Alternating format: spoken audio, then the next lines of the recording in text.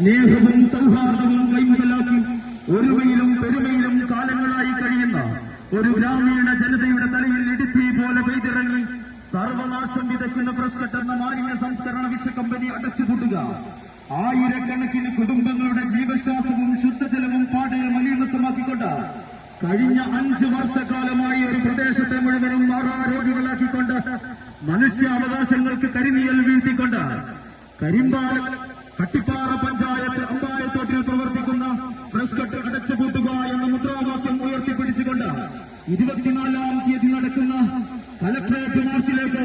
ഈ നാട്ടിലെ മുഴുവൻ ആളുകളെയും ഞങ്ങൾ സഹർഷം സ്വാഗതം ചെയ്യുന്നു, ക്ഷണിക്കുന്നു. പ്രിയമുള്ളവരെ, ചില അധികാരി വർഗത്തിന്റെ ഒത്താശയോടെ ഫ്രഷ്കട്ട് മുതലാളിമാരുടെ എച്ചിൽ എത്തിയതായ ചില രാഷ്ട്രീയക്കാരുടെ സഹായത്തോടെ